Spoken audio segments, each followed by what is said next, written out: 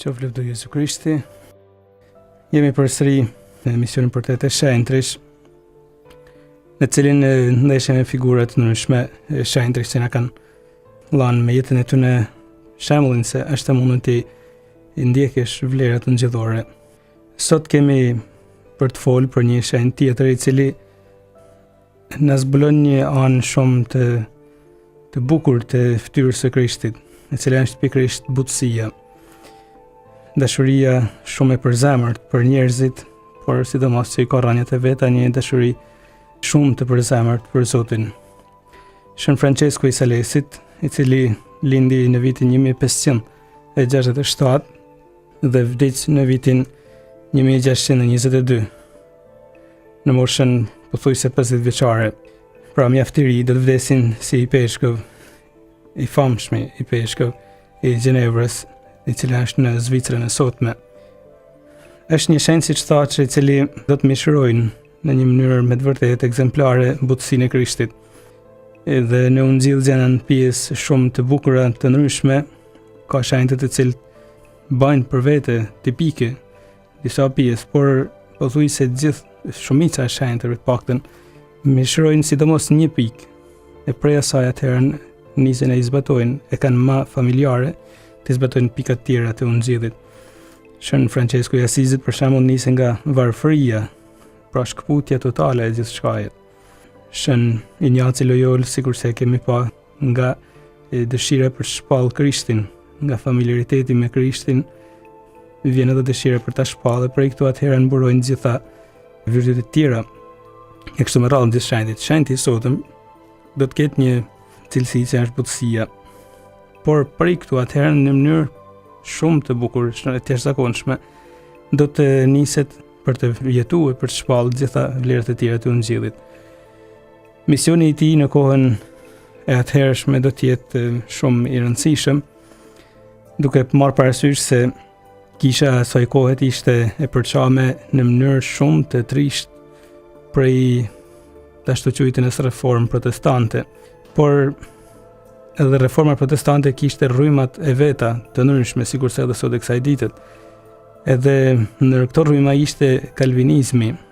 Kalvinizmi nisi nga fjala vjen nga Calvini, i cili ishte një meshtar katolik, por që kaloi në herezi të ndryshme, duke u shkput përfundimisht prej kishës, duke marrë shumë nga Luteri, edhe ai tashmë heretik, duke marrë shumë prej tij e duke i ndryshuar shumë edhe ai vetë disa pika. E do të kalojnë në gjëra të ndryshme, në gabime të ndryshme, gjithnjë matrana, duke arritur në një monstruozitet, mund të themi, duke e pa nga ana katolike, prandaj mund ta them këtë fjalë, duke mbrit në një monstruozitet shumë të çuditshëm për sa i përket deformimit të gjërave të vërtetave të fesë. Shën Françesku i Salesit do të përballet sidomos në atë qytet, sidomos Gjenevrën, edhe Zvicrën për rreth të asaj kohe, edhe më gjanë, ndoshta do të përballet sidomos me këtë rrymë. Por ti marrim gjanat me radhë. Një shenjtë i tillë, i cili do të ketë një famë të padiskutueshme në Europën e asaj kohe, e sigurisht edhe gjithë shenjtë, shumë shenjtër, i ka rënë shenjtëria e tij në familjen e tij. Nana e vet do të bëjnë një premtim, kur do të jetë akoma shtatzan me këtë fëmijë, një premtim të cilin e ban përballë çarçafit shenjtë, quhet, i cili është në Torino, është një çarçaf i cili sipas tradisë krishten thuhet se u përdor nga ato që ndërruan trupin e Krishtit për ta pshtjellë masi ulën prej kryqit. Edhe pikat e gjakut që gjenden ta japin lan tregojnë shumë. Edhe sipas edhe shumë ekspertizave që janë bën, ta mendohet se i përket me Krishtit epokës së Krishtit. Por tradita sidomos emëron një bindje të tillë, edhe që po ekspozohej në mënyrë solemne, siç ndodh një herë 20 vjet, mos gaboj, 25 vjet, po ekspozohej për nderimin e besimtarëve çarçafi i shenjtë. Edhe nana e Shën Françeskut, kur akoma thash do të jetë shtatzan, do të bëjnë një premtim para këtij çarçafit, se këtë fëmijë do ta edukojnë në mënyrë shumë të kujdesshme si të krishterë. Keni kujdes, nuk bën premtim se ky do t'i kushtohet Zotit apo jo, por bën premtim se do të kujdeset shumë për ta edukuar në fenë e Krishtit.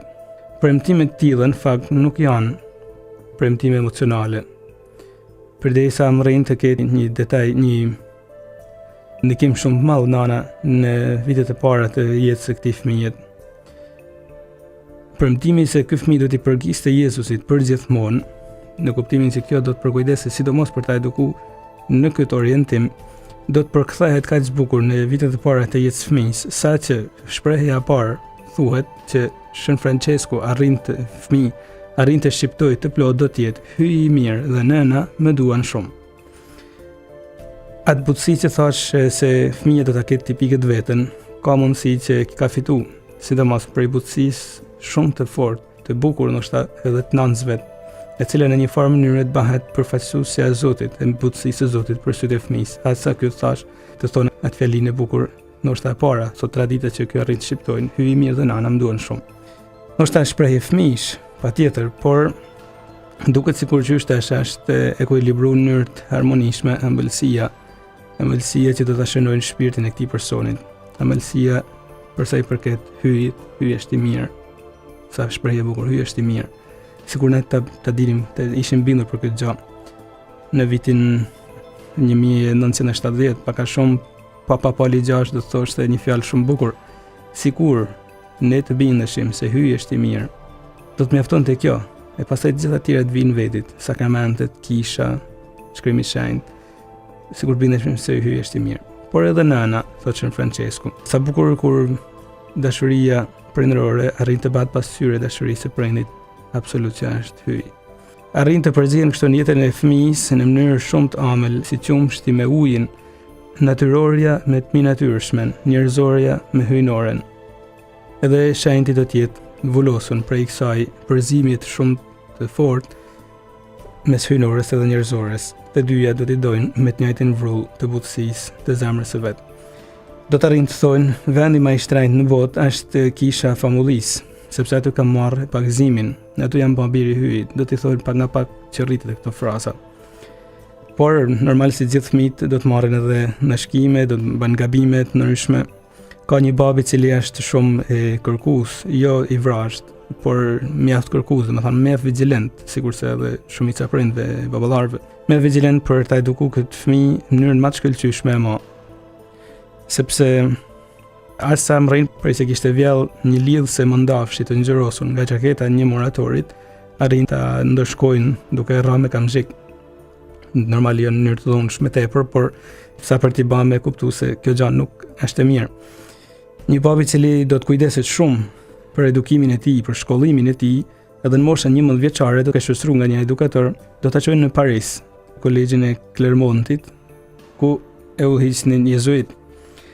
Gjatë udhës, fëmia vuni re për herë të parë tragjedinë e kohës së tij. Në Lyon, një vend mjaft i krishterë, burges Orlean, i famshëm Orlean, ku do të fillojnë aktivitetin e saj Jeanne d'Arc, shenjtja Jeanne d'Arc që kemi folur për të. Këto vende tashmë thellësisht katolike dikur ishin plagosur prej luftrave fetare. Edhe në kuptimin e vërtet luftra, sepse kishin shkatërruar katedrale, kishin shkatërruar shumë kisha periferike, por katedralet e kishin shkatërruar pjesërisht. E kishin hequr sidomos shtatoret e shenjtërve, duke djegë të gjitha figurat, sidomos një shtatore të Zojës bekume që ishte shumë e dashtën për popullin në atë katedrale. E gjitha këto i bajnë të ashtu që vetën reformues, cilët dojnë të heqin shenjtrit, idenë se nuk kemi nevojë për ndërmjetësinë e dikujt tjetër, për para atit është Krishti që ndërmjetëson. Ide kjo që në fakt nuk është krejt e gabuar, sepse Krishti është ai që ndërmjetëson, por në Krishtin mund të ndërmjetësojnë edhe ato që janë çujdën të dalin para tij në lavdinë e tij. Edhe kjo gjë do të shënojnë mjaft shpirtin e këtij djaloshit, mund të themi fëmijët 11 vjeçar i cili niset për edukimin e tij. Do të shkojnë pranë në Paris edhe do të jetojnë në një lagje latine ku kishte shumë kolegje studentish. Edhe do të jetojnë aty afërsisht 10 vjet, duke ndjek 3 klasat e para të gramatikës, pastaj kurset e humanizmit dhe të retorikës. Pastaj ato të artit, derisa mori edhe titullin doktor mësues. Për në atë kohë pra që ishte titull shumë mirë për të hyrë e për të punuar në gjitha universitetet e Europës. Për më tepër këtë lan i kishte parashikuar jati që thame, i niste edhe nga larg, jati ecjen e birit vet. sepse donte që kur ky të kthehej edhe një herë në Savoia, në Sales, të ishte me të vërtet një avokat i famshëm. Salesi që po flasim bjen mes Italisë edhe Zvicrës. Edhe në atë kohë nuk ishte ndonjë ndamje shumë. Savoia ishte një republikë në veti në atë kohë. E sot për sot mos gaboj kalon me Zvicrën, por qarkullimi mes Italisë dhe Zvicrës ishte shumë i natyrshëm, edhe jati ndronte që ta vendoste avokat në Senatin e Torinos. Nga ana e tij Françesku njente një shtysë tjetër veç, njente shtysën për të studiuar gjanat e shenjta, teologjinë sidomos pra. Edhe thuhet se një herë gjatë disa karnevaleve mësuesit i tij privat që po shoqëronte, se e kishte dëgjuar mësuesit të shqiptonte këto fjalë: "O hybën që unë të shoh." Edhe thot mësuesive, çfarë dëshiron të shikoni? Françesku i përgjigjet: "Dua të shoh teologjinë e shenjtë, vetëm ajo do të mësoj atë që hyj dëshiron të thotë shpirtit tim." Edhe mësuesi i prekun për këtë fjalë, duke e pa inteligjencën me të vërtetë të jashtëzakonshme të këtij djaloshit, tashmë as 20 vjeçar, do të shkojnë të gjejnë disa shënime, do t'ia sjellin shënime teologjie, pra që merreshin në shkollat e teologjisë. E ky do ta pasionat pas tyne duke ndjek njëkohësisht 2 cikle të ndryshme, pra atë që kishte filluar për të dalë pra avokat, edhe plus studimet teologjike. Asa shpesh do t'i duhet të rishquar deri në natën vonë ose të mos hanë atë vakte të ndryshme. Ndoshta nga që studionte shumë, ndoshta nga që kishte inteligjencë shumë të fortë, edhe ose ndoshta nga që kjo inteligjencë e tij nuk lejonte, e kishte bërë një tip që nuk kënaqej me përgjigje të kollajta, arrin në një periudhë shumë të domethënëse të rëndësishme jashtëzakonisht për jetën e tij, e cila do të mund ta karakterizojmë si një krizë shpirtërore. Por nganjëherë Zoti i përdor pikërisht këtë tipare, inteligjencën, ndoshta studimin e tepër, dëshirën për ditë, i përdor për të arritur planet e veta. Patjetër këtu ka dorë plani i Zotit, sepse kjo krizë e tij do t'i shërbejnë shumë për krejt vazhdimin e jetës tij. Bëhet fjalë për për përballjen, pra si thamë, me kalvinizmin, por për një pikë kyçe të debatit katolik me kalvinistat. E pika ishte kjo: ne dim gjithë se besojmë se Zoti është dashuri absolute. Një dashuri e cila e kërkon njeriu me pasion, është dashuri sepse është trinin në radhë të parë, por një dashuri e cila e kërkon njeriu me pasion, duke vujt për te, duke bërë gjithçka veç ta afrojnë ka vetja, ta shpëtojnë njeriu praktikisht nga egoizmi, nga e keqja për ta marrë lavdinë e vet. Por nga ana tjetër, kjo është pikpamja katolike, kjo është pikpamja që na tregon edhe vetë shkrimi i shenjtë, tradita. Por kalvinizmi kishte shpik, mund të themi, edhe pse jo krejt për jashtëzanjet, por e kishte deformuar, mund të themi, rëndshëm idenë se Zoti din gjithçka. Edhe prej kësaj ideje, ato nxjerrshin konkluzionin se Zoti din edhe kush do të shpëtojnë e kush nuk do të shpëtojnë, kush do të shkojnë paradiz e kush do të shkojnë ferr. Flitej për një paracaktim. Është e vërtetë se Shën Pali thotë na ka paracaktuar hyj që të jemi pjesëtar të trashëgimisë tij në dashuri e tjerë. Por ama Shën Pali as që e ndron një ide të Zotit si ai që e din se kush do të dënohet, kush do të shkojnë ferr. Prandaj që kuptim ka ai gjithë zëlli misionari Shën Palit. Këtu kalvinistat ngulshin kam, jo, Zoti duke qenë se din gjithçka, ai mundet ta dinë edhe kush do të shpëtojnë e kush jo. Ishin bindur pra se Zoti paracakton shëlbimin e disave e paracakton dënimin e disave. Një ide shumë e çuditshme për ne sot, por jo shumë e çuditshme për katolik, për disa katolik, bile edhe ndoshta profesor teologjie të asaj kohe. E prandaj për Shën Francesku, kjo do të jetë një krizë shumë e rëndë shpirtërore. Duke qenë se edhe nëpër rëndje teologjike, në disa profesor të Sorbonës, pra të asaj zonet ku edhe ky mund të niste studimet, shpjegonin Shën Tomën e Akuinit, Shën Augustinin, teolog me shumë autoritet në Kish, që nuk e thonin atë gjë as këto, idenë e paracaktimit, pra se Zoti paracakton disa për ferr apo për rriz, por kishin mërrit të ishin kaq të ndikuar për ideve kalviniste saqë ndoshta t'i kapnin edhe idetë e këtyre dy teologëve të mëdhenj, e si pasojë duke pas kapur edhe vetë ngjillin, në këtë kanë vështrim, se ndoshta Zoti ka një vizion, një gjë të tillë që mund të paracaktojnë pra për dënim apo për shpëtim. E kjo do të jetë një ankth shumë i madh për shpirtin e djaloshit të ri, i cili akoma thash nuk kishte mosh 20 vjeç. Thoshte si ka mundësi që Zoti të më hedhin për jashtë. Mund të themi se ky ankth mund të shndrohet edhe në lutje të thellë të ankthshme. Thoshte o Zot më shpëto sepse uji më arriti deri në fët. Kjo është një psalm në fakt, një rresht një psalmit, por këtë psalm Shën Françesku e përsëriste pa pushim këtë lutje, sepse ju dukte me të vërtetë e vështirë.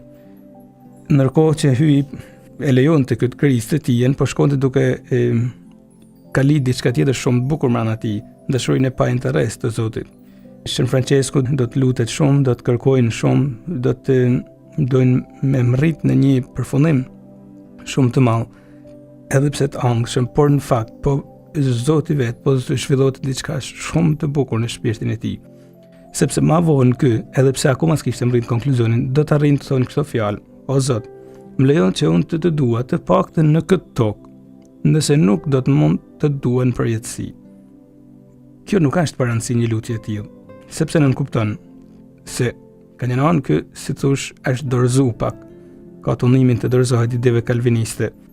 Por, thot o Zot, për mua është shumë bukur të dua edhe këtu në tokë, edhe pse ndoshta në përjetësi jam i paracaktuar për ferr. Ide shumë e gabuar, por akoma nuk ishte mbërrit përfundimin e tij teologjik. Këtë gjë nuk e kanë nxjerrë krishterë, ta dujmë Zotin pa interes. Këtë gjë nuk e kanë nxjerrë, sepse shikoni sa lutje për lutje bëhen, sa mesh jepen vetëm me interesin që Zoti të bëjë diçka për mua. Unë jam unë që jap urdhrat edhe bëj planet. Ai shpresojmë që të më dëgjojnë. E kur fillojnë e kalojnë pak shtyhen mosh, atëherë vazhdon në një teologjik, rrfehen, ku ngahen, marrin mrapa kishën e meshën e tona, me qëllim që inshallah Zoti tash ta sheh mundin tim edhe po merr në parris, por nuk më intereson asnjëna prej praktikave që bëj. Më intereson që të dal në fund i lam. Më intereson që të mos vuj ferrin e të gëzoj parrizin. Dashuria pa interes e Zotit as që imagjinohet në këto rastesh. E kush nuk imagjinon pra një dashni pa interes të Zotit, nuk mund të hyjë në shpirtin e këtij djaloshi të ri, i cili me Zotin është dashuruar në formë mënyrë edhe do të Zotin me pasion. Ka që homili duket prania e Zotit, jetojnë me Zotin. I dhëm shpirt, se ndoshta në përjetësi do t'i dënum. Por sa bukur unë mundem këtu në këtë jetë paktën ta du Zotin. Dashuria pa interes për Zotin po ka lidhje në shpirtin e këtij djaloshit 20 vjeç. Sa bukur do një djalosh 20 vjeç, një vajzë 20 vjeç mund ta dojnë Zotin në një nivel të tillë. Edhe duke pas edhe një inteligjencë si ajo që kishte Shën Françesku. Për këtë arsye se kishte një dashni pa interes për Zotin, vazhdonte duke u lutur kështu. Po ta dije se do të dënohem në ferr, Zot. Zoti Jezus largoja nga unë këtë fatkesi, thoshte. Unë me dashuri dhe në nështrim gjithsesi do ta përul kokën në këtij vendimi të tetë lartit. Do të përsërisja me profetin, a nuk do t'i nënshtrohet shpirti im hyjit? Po atë sepse kështu të pëlqeu ty, u bë vullnesa jote. E në hidhërimin e shpirtit tim do të përsërisja këtë vepër praktise derisa hyj i mallë ngjyrë nga nënshtrimi im, do ta ndryshojnë fatin tim të trisht dhe do të më thotë: "Ki besim, bir. Unë nuk dua vdekjen e mëkatarit, por dua që ai të jetojë. Unë kam krijuar për lavdin time." Edhe ideja pra se Zoti ndoshta ka më përmallu kur të më shohin se unë gjithsesi do ta përukul likrytin kur të shkojnë atje, do të tham po mirë tim pas ke caktuar për dënim. Edhe Zoti atëherë kur të shohin përvojtërinë time, kam në ndërmendim dhe më marr tek vetja. Ka që binun ishte prapse se Zoti është i mirë. Kujtoni shprehjen e parë që kishte mësuar, hyj i mirë dhe na nduan shumë. Kjo hyj i mirë do të jetë prap bindja që do ta marrin edhe në këto momente krizet. Do të kërkojnë përgjigje si thash, por do ta ketë shumë vështirë. Edhe nga pikpamja filozofike do të përpiqet ta shtjellojnë këtë gjë, por nuk do t'i mjaftojnë. Vetëm lutja në fakt është ajo që gjerr për i krizave. Jo të gjerr, por të bën që krizën ta përdorish siç duhet. Edhe kriza mund të shndrohet në dobi, sikurse po ndodhen në shpirtin e këtij djaloshit, siç tham pak më sipër, por se çfarë do të ndodhin tani. Ky një herë do të shkojnë para statues së Zojës bekume tek një altar i saj, kështu ishte edhe kishin kishat asaj kohet, ku gjendet edhe statuja e Zojës, Edhe aty do të gjen një letër me një lutje të bukur që titulloj Kujtohu, e famshme në atë kohë. E ndër tjera kjo lutje thoshte: Kujtohu, o Virgja Mari, të kujtohet se nuk është dëgjuar kur të thuhet se dikush, pasi është drejtuar mbrojtjes sate, të braktiset prej teje. Edhe kjo lutje do t'i ndihmojnë mu lut me hapës të shpirtit. Kujtohu, Zoj, unë kam marrë tek ti për të kërkuar këtë hir, edhe asnjëherë nuk ka ndodhur që dikush që vjen tek ti me u kthy pa pas mbrojtjen tënde ose i braktisur prej teje. Edhe me të vërtetë kështu do të ndodhin. Pa pritmas do të kenë ndjesinë se e keqja e tij do t'i binë si dreksa e gërbullës para këmbëve të tij, edhe do të shkputet prej trupit të tij. Edhe kështu në moshën 20 vjeçare do të arrijë një qartësi shumë të madhe, duke qenë i bindur se tashmë idetë kalviniste janë tepër të gabuara e tepër kundër ungjillit e traditës krishterë, edhe shpirti i tij do të ketë pjekurinë e një teologut praktikisht edhe pse 20 vjeçar. Do të jetë i përgatitur për misionin që po e priste.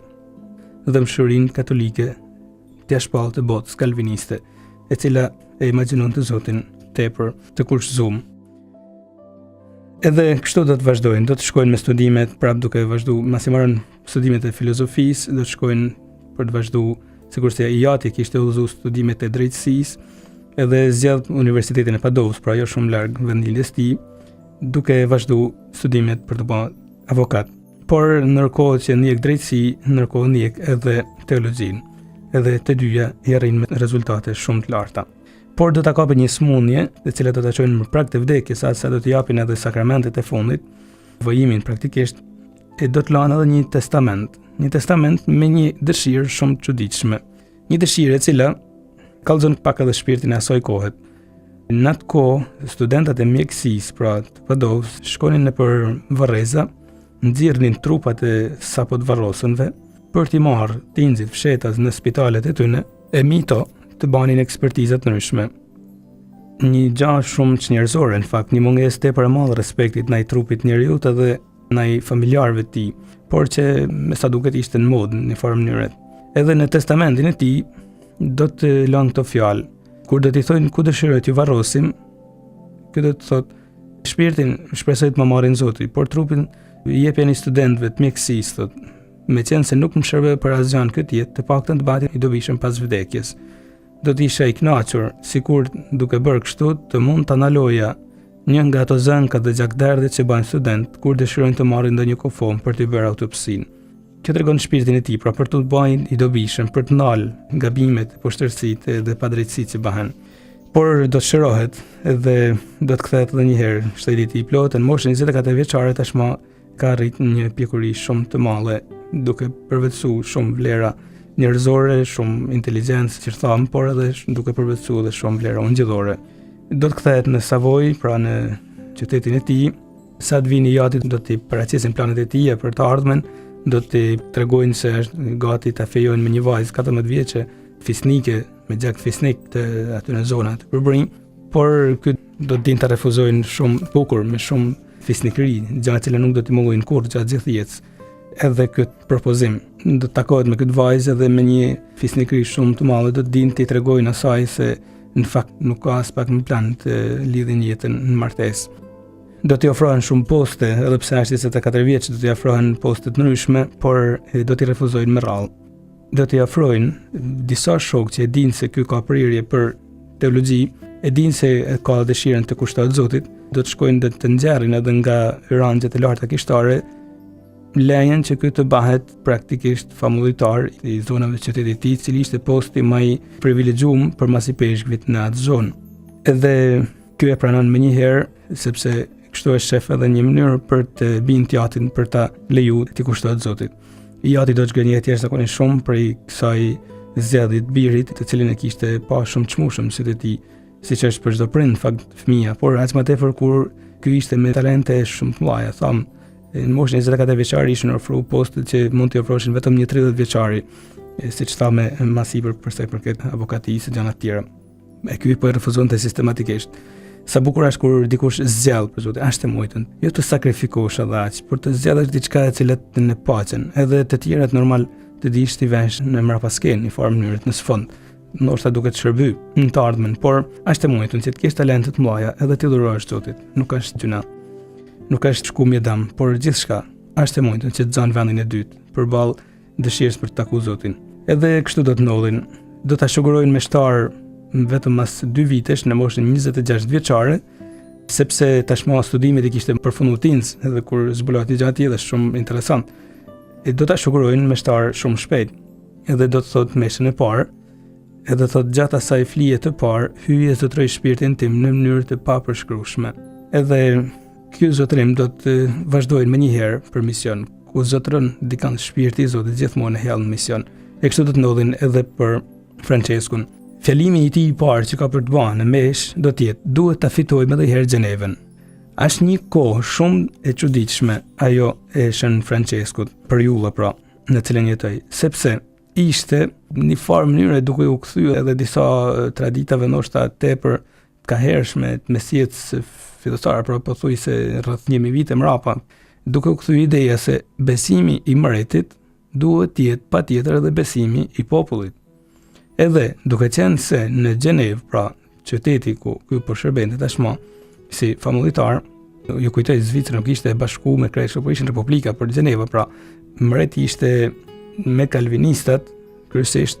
Atëherë si pasojë edhe gjithë populli, e kishat absolutisht, edhe përfaqësuesit e pra pastorët kalvinista kishin pothuajse të gjitha ambientet. Aq më tepër vende të tjera për brinj, pra qytetet më larg ishin shumë më në ndikimin e këtyre kalvinista. Katolikë shiheshin si të rrezikshëm në farë mënyrë. Edhe me të vërtetë shiheshin keq sepse kishte raste ku i kërcënonin edhe me vdekje. Edhe fjalimi i tij i parë është: do të fitojmë përsëri Gjenevën, por jo në atë kuptimin që e mendonin më përpara në të tjerë, sepse të fitojmë duket si të kesh një dëshirë për luftë, edhe në fakt lufta të ndodhin edhe lufta fetare, duke u hedhur prej katolikëve, prej kalvinistëve. Por Françesku ka një vizion tjetër, jo luftën që bën me vujt tjetrin, por vujtjet tona. Edhe do të thonë kështu: me dashuri duhet të shembim muret e Gjenevës, me dashuri duhet ta pushtojmë, me dashuri duhet ta rifitojmë. Nuk ju këshilloj as hekurin e as atë pluhur, era dhe shija të cilit na kujton furrat e ferrit. Fushimi ynë të jetë fushimi hyjit, duhet të përzëm kundërshtar tanë, jo me urinë dhe etjen që duhet t'u japim atyre, por me vujtjen tonë. E famullitari i ri vazhdoi duke thënë se kur rrethot një qytet, parazitash priten ujdhesat nga kupin ujë. E ujdhesat në këtë rast pra ishin pikërisht gabimet që bënshin vetë katolik, edhe vetë sidomos klerik katolik. E për këtë arsye thoshte se kemi nevojë ne më të parë të japim shembull të mirë jetë, të kemi një jetë koherente, një jetë me shumë drejtësi, jo pa drejtësi, gjë që fatkeqësisht edhe ndodhin. Edhe kështu atëherë mund të kemi aftësinë dhe një farë mënyrë të lejen të hidhemi në sulm, në kuptimin e luftimit me armë, por në këtë sulmin e mirë të dashurisë që ai ishte i bindur se ja vlen.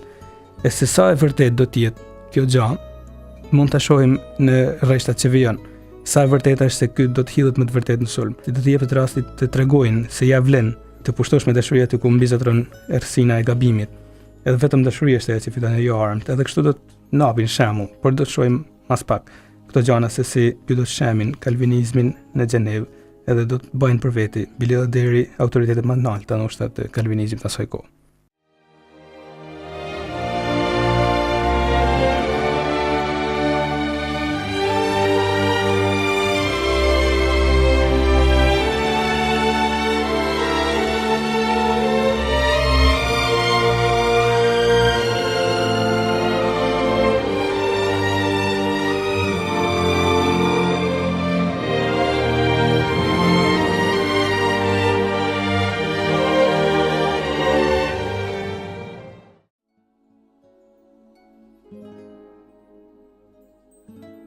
Do të niset Shën Françesku për një diocezë e cila ishte pothuajse prej 50 vitesh e pushtuar prej kalvinistëve, edhe është dioceza e Salesit, e cila ka rreth në atë kohë 25.000 banor, edhe me gjithë rajonin, ku vetëm 100 ishin katolik në gjithë këto banor. Edhe të shpresosh për një sukses ishte shumë e largët, shumë e vështirë. I peshvit më lodhi klerin e tij duke kërku në qoftë se është dikush vullnetar të shkojnë në këtë qytet, pra në këtë diocezë të Salesit, për të undjellëzuar, për të bërë debate ose për të fut sadopak rrajnë katolike në ato zona, për të kthy sa të mojtën kalvinistat. Një vështirësi shumë e madhe i priste ato që do të çonin dorën, sepse priftat katolik shihesin me të vërtetë me sy të keq e nuk kishin mungu rastet kur I kishin kërcënuar me vdekje, e ndoshta edhe disa raste ja kishin arrit. Talleshin sidomos shumë me priftat, I qunin bumballa, janë ato insektet e zeza, duke qenë se këto visheshin me zeza, I qunin idhujtar, profet të rreshëm, njerëz I qunin papista, pra duke qenë se keni punë me papën, pra fjalë nga ma përçmuese duke u përpjek të hedhin poshtë misionin e tyre. Prandaj edhe në asamble kur I peshëve do të kërkojnë kush është ai që mund të shkojnë në këtë diocezë, do të bëjnë një heshtje mjaft të gjatë, por I peshëve do të drejtohet Françeskut. E sapo I drejtohet, Shën çohet në kamë dhe thotë këtë fjalë, Zot, nëse më gjikoni të aftë, unë jam I gatshëm. Të gjithë e pranojnë edhe u mahniten për një gjë të tillë të bukur dhe kolekt e tij, por I jati jo absolutisht. I jati I Françeskut, pra ky ishte djalë Shërisë, edhe pse tashmë ishte mështar. I jati kishte edhe autoritet në rangjet e autoritetëve në atë kohë, edhe do të bëjnë çmosin ta ndalojnë. Nuk do të ndalohet nga asgjë derisa vetë I biri do t'i thonë, a nuk e din se më duhet kujdesen për gjanat e atit tem, do t'i thonë këto fjalë të Krishtit, I cili do t'ia thonë Zojës në tempull, e ky do t'ia thonë t'atit. I jati prap nuk hes dorë derisa I biri do t'i çojnë fjalë. Shikoj thot, se nëse ti do të vazhdosh me kamullet tuaja, do të mbash të përsëris skenat e Shën Franceskut të Asisit, I cili para I peshëvit shkon heq gjitha veshjet e veta, edhe emrin heq dorë prej tij, duke braktis gjithçka, gjithkan edhe t'jatin, duke thënë unë kam një atë në qiell. Edhe këtu jati me të vërtet tërhiqet mrap, sepse e njeh shpirtin e vendosur të birit. Por gjithsesi do të arrijnë ta binin të birin të marrin me veti një shërbëtor, bashkë me një meshtar, pra edhe me një shërbëtor tjetër që do të rrinë për krah, nisën të shkojnë në këtë diocezë. Por nuk I kishin kollaj të hynin në atë zonë, do të duhet të ndalen në periferi duke u strehuar në një shtëpi aty, por vetëm gjatë ditës sadopak afroheshin në qytet për të bërë disa kontakte sa t'ishte mundur me persona që sadopak pranonin të ungjillëzohej, edhe për të tërhequr edhe një herë. Jo rrallë u dilin përpara prita, luna fizike, kërcënime për vdekje. Jo rrallë u duhej të përballoheshin me të ftohtit, me të borën, me urinë, mungesën e mikpritjes. Fshatra ndoshta ku nganjëherë pra nuk u hapej as dera kur I duhej të spostoheshin. E kështu pak nga pak do të ngulin kam. Një herë vështirësi do të mrin deri në atë pikë sa që një natë, duke mos arrit të gjejnë në shtëpi, do të duhet të kalojnë natën majet një pemet, të lidhun me rripa për degët e tija, sepse sikur t'i zënë të gjumit bishin në tokë, e kopet e ujqeve do t'i shynin me një herë. Interesant, këto njerëz që janë gatshëm të bëjnë një jetë tillë vetëm për të shpallur ngjillin. Çfarë shtyn këto njerëz? Asgjë. Nuk ka interes pos kësaj sakrificet. Nuk janë mercenar, por ka diçka tjetër. Duket si prallë, por në fakt është kështu. Realiteti ishte I dhimbshëm, edhe pse po zgjaste me muj. Me muj e me vite do të arrijnë Shën Francesku të ngulin kam, edhe pse shërbëtori tyne do t'ja mathin, do t'ikun, kur kërcënimet do të bëhen shumë të rana, një herë kur do t'i dalin prit duke I friksu, duke kërcënuar me vdekje, shërbëtori do t'ikun. Jo atë herën kur bën bujë kthimi I shërbëtorit në qytet, jo aty çon fjalë të kthehet prap edhe një herë, përndryshe do të vi vetë marr. Edhe Francesku I thot, shërbëtori ka ikë sepse nuk ka djalë jot. Ti e njeh djalin tani, thot. Jam mbathi, këto janë fjalët e tij, një shërbëtori juaj dhe jo djali juaj. Nëse Rolandi, pra shërbëtori, do të kishte qenë djali juaj, nuk do t'ja kishte mbathur nga një rrezik I vogël, duke bërë shumë poter, sikur të kishte qenë një betejë e madhe. E kështu, jati prap do të tërhiqet. Do të fillojnë kamulja e Franceskut për të ngul raj sadopak në zonat e diocezës ku ishte dërguar. Do të fillojnë të shkruajnë disa fletushka, edhe fshehtas natën shkon edhe shtin në derë ku njerëzit mund të lexojnë. Kur kishte dyshime, I drejtohej një shenjti tjetër nga ana tjetër e detit, Pjetër Kanizi, një teolog shumë me famë në atë kohë, por edhe shenjt. Edhe kështu do të ngulin kam për të vazhduar me siguri katolike nga ana teologjike teoritë e tij që po vazhdon të shtinte pa nga pak në qytet. Me shumë durim do të arrijnë të vendoset në një brendësi të diocezës tashmë në një qytet tjetër të kësaj kryqëzane të madhe që ishte Shalesi, dioceza. Edhe prej aty do të fillojnë si një pikë vajit, do të hapet si një njoll e vajit, do të hapet aktiviteti I tij pak nga pak, duke filluar të fitojnë besimin e njerëzve, duke shkuar disa persona të takojnë personalisht, shumë të smur, do të shkojnë këty, vizitojnë e si pasojë të ungjillëzojnë edhe familjarët e tyre, duke bërë bamirësi, duke shpreh një përzemërsi të madhe, duke vazhduar sidomos të ketë interes që të takonte parinë e qytetit, edhe përgjegjësit fetar. E nga njëherë pari e përgjegjës fetar koincidonin, sepse tham ishte ligji që sundonte feja e Paris ishte dhe feja e Voçlis, mund të themi, por paria nga njëherë ishin pikërisht përgjegjësit fetar. Shumë prej tyre, e kjo është interesant, pra drejtuesit, shkonin fshetas të dëgjonin predikimet apo katekizmet e tij. Fshetas, me idenë që mos na shohin tjerë, por kishin interesin për fjalët e tij. Veçanërisht kur flitej për çështje të forta siç ishte Eukaristia, sepse kalvinistat nuk e pranonin realitetin e Eukaristisë, pranimin e Krishtit reale në Eukaristi. Dhe një ditë banorët e kësaj krahinet ku tashmë përqendronin dy meshtarët, duke u prinj pra Shën Françesku, do të arrijnë të binë në një ujdi shumë domethënëse, që të vënë ballë për ballë ministrin kalvinist, që ishte pastori i tyre, me meshtarin katolik, tashmë Franceskun. Edhe ishte një situatë shumë elektrizuar derisa arrin Shën Françesku, gjithë presin turma njerëzve aty përbërë kur po vjen kundërshtari i tij. Por ky kishte çu fjalë duke gjetur një justifikim se nuk mund vinte. Një gjë e tillë bani i buj shumë madhe, duke i bindë gjithë se ky nuk kishte kurajën të dilte para Shën Françeskut. Edhe shumë u kthyn nga kalvinizmi duke u bën katolik.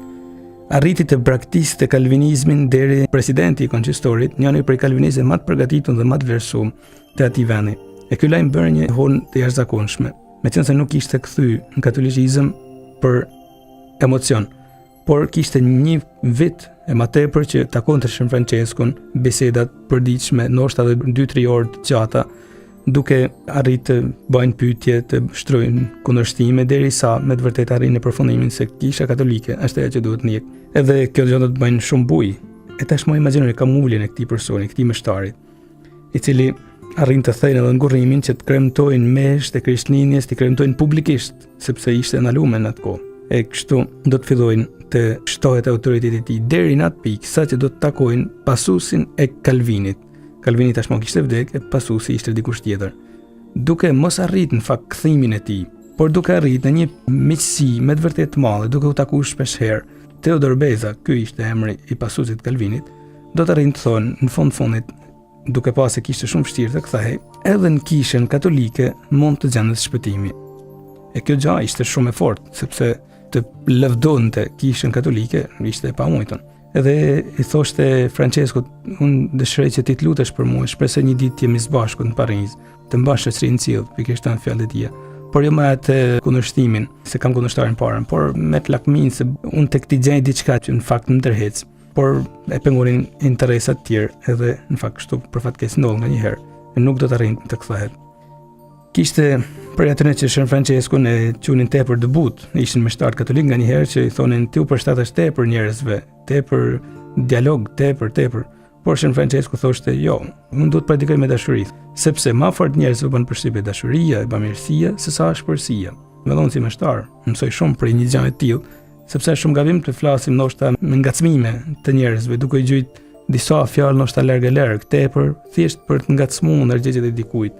Që nganjëherë ndoshta është e pamujtur që të mos ti parashtrosh disa tematika të shkollës sotme, por kur me shpirtin e urrëties, sepse në fundit mund të jenë edhe urrëtie.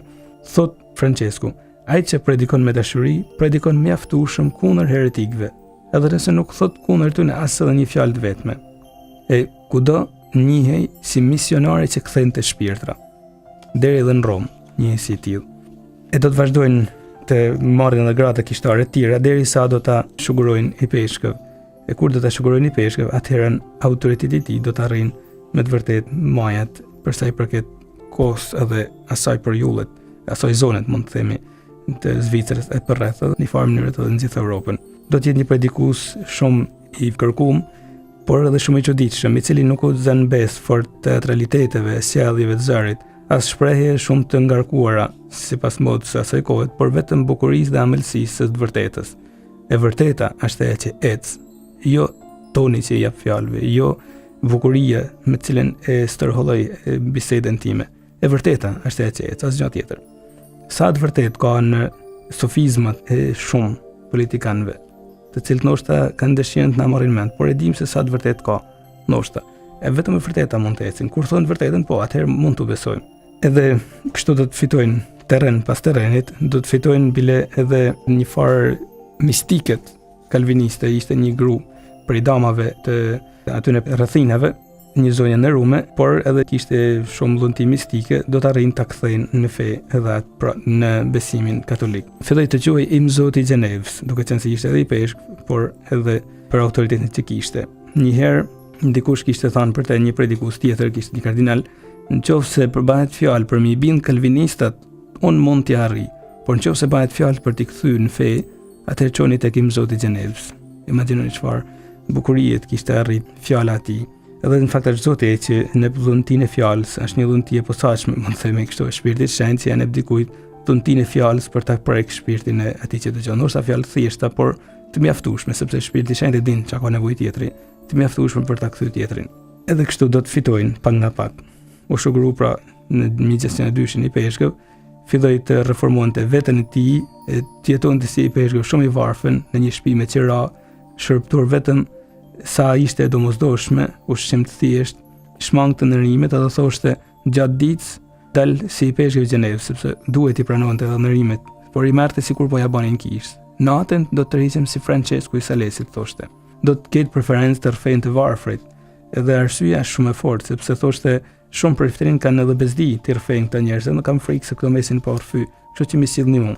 Do të jetë i famshëm për katekizmin e fëmijëve. Jo të gjithë i peshvend ndoshta duhet i bajnë katekizëm edhe fëmijëve, por do të ishte shumë e bukur. Në atë kohë kjo shifte si një prej emergjencave. Ngarkonte një prej trimëve të delte nëpër qytetin e Pinte Ziles, duke përtit henin në mësimin e krishterë ku do të mësonin të njihni udhën drejt parajsës. Edhe formoheshin mas këtij personi një turmë e madhe njerëzish të duke shkuar në katedrale zhurmin, imagjinojeni, për të takuar i peshkvin. Edhe gjithë do të ndjekun me shumë interes fjalët e tija, këngë që do të mësonte pak nga pak, pra thjesht edhe për t'u përshtatë edhe moshës tyne. Duke u dhënë aty në fletë ku të nënvizuar ishin disa fjalë që këto fëmijë do t'i marrin në mendje për herën tjetër. Katedrale ishte vendi i jetës në farë mënyrë. Kishte zakone të tjera të këqija, të cilat shenjti do të përpiqet pak nga pak t'i sulmojnë. Një prej këtyre zakone ishte një zakon shumë i çuditshëm. Një herë në vit, djemt, por shpesh edhe burra të martuar, kishin si detyrë në rthonjza, por ishte imponuar si detyrë të zgjidhin një vash apo qoftë edhe gru, të cilës gjoja si për lojë, gjoja si nuk e kam për një mend, por të cilës duhet t'i propozonin, duhet t'i vinin rrotull. Kjo është shpreha më saktë. Edhe kështu duke e marrë si shoqet veten, por shoqe jo thjesht në kuptim miqësisë, duke arritur të kenë edhe emrin e tyre, ndoshta të qenisën në bluzat e veta, një anit e tjetrit, duke shkuar në vallëzime, shpesh shëtitje e gjëra të tilla, ishin si në modë të mbaheshin për çdo vit. Por për çdo vit është shumë e rrezikshme, sepse vitin tjetër duhet të ndronin partner, edhe duhet të gjenin një tjetër. E mund ta imagjinoni kollaj se çfarë justifikimi mund bëhet një traditë e tillë për të arritur poshtërsitë më të mëdha për sa i përket pastërtisë. Edhe i peshkvi Gjenevës do të kundërshtojnë rand këto zakone. E do të thotë do të caktojnë se kush do të jetë partneri juaj. Por janë atë kuptimin mondan. Do të thotë filan shenjt, provoni, merrni një shenjt gjatë gjithë vitit, edhe përpiqeni të dini për to, ta njihni sa më thellë, të imitoni virtytet e tija. Ky le të jetë, mund të themi Valentina, sepse këtu quheshin duke përdorur e festën e Shën Valentinit, që më sa duket tashmë kishte filluar të hillte rrante veta një festë të tillë, duke përdorur pra këtë, ky le të jetë Valentini o Valentina juaj. E kështu do të fillojnë pak nga pak të ndryshojnë zakonet. E zakonet duhen luftu, janë disa zakone të cilat duhen luftu, sepse nëpërmjet tyre djalli nuk është e tepërt.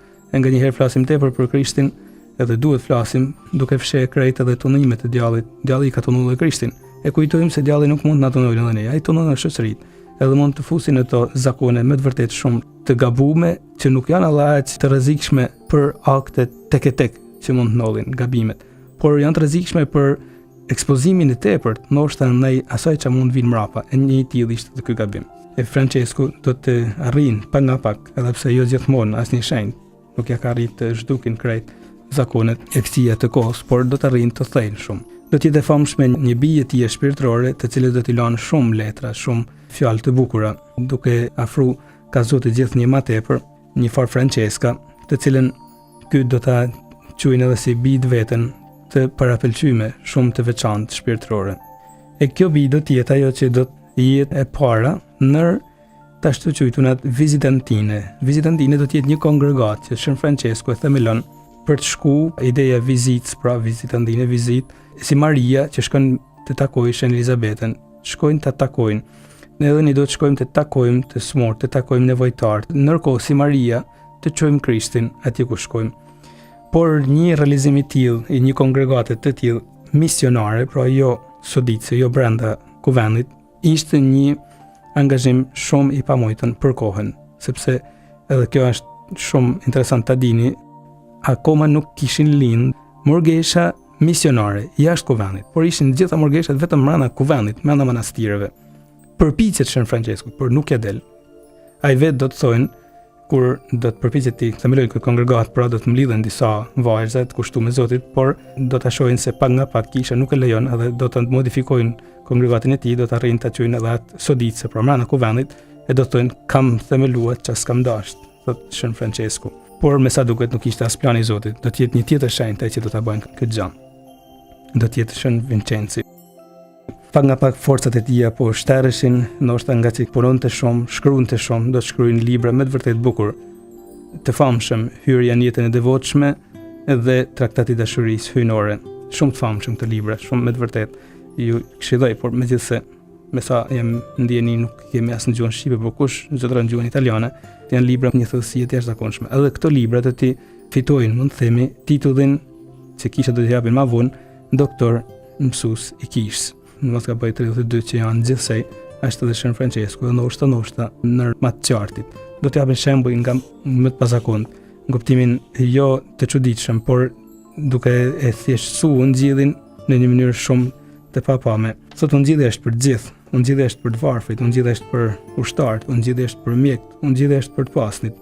Do të shkruaj një zojet shumë fisnike, se pikërisht Traktati i dashurisë hyjnore do të jetë kjo letër, mund të themi, kësaj zonjët shumë fisnike për t'i treguar se si ti aty në mes pasunive mundesh të jesh shenjtërish.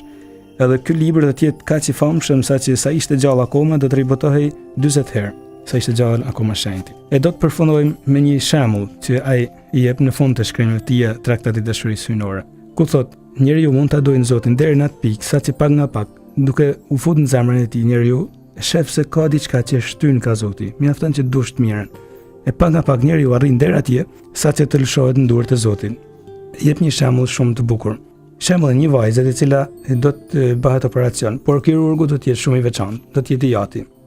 Edhe thot, kjo vajzë thot i përngjan tamam krishterit, i cili e lëshon veten në duart e Zotit. Edhe thot, ai do të jetë kirurgu im. Edhe në atë kohë nuk ekzistonin e qetësueset për të zhduk dhimbjet. Edhe pse kam dhimbje, e di se është ati im. Edhe kjo do t'i thonë t'jati, ati im, unë jam e jotja. Unë nuk e di se çfarë duhet të dëshiroj për të shëruar. Mendo ti, bën atë që është e nevojshme. Mua mjafton që du me gjithë zemër, siç jam duke bërë. Edhe jati, edhe pse me dhimbje, e operon vajzën e tij për të arritur shëndetin. E kështu Zoti ndoshta hyn në jetën tonë, krijon pak dhimbje, por vetëm për të arritur shëndetin tonë, sepse është atë, nuk mund të na mohojnë. E si një fëmijë, kështu edhe Francesku do të jetë në duart e atit qellor, edhe do të vdesin pikërisht ditën festën e shenjtërve të pafajshëm që është me 28 dhjetorën, mos gaboj, do të vdesin në vitin 1622, duke u dorëzuar moshën 50 vjeçare në duart e atit të tij qellor. E nërmësia e tij tashmë na fitoft edhe këtë bekim që po marrim prej Zotit. Ju bekoft hyj gjithë pushtetshëm, Ati e Biri e Shpirti i Shenjtë. Amen.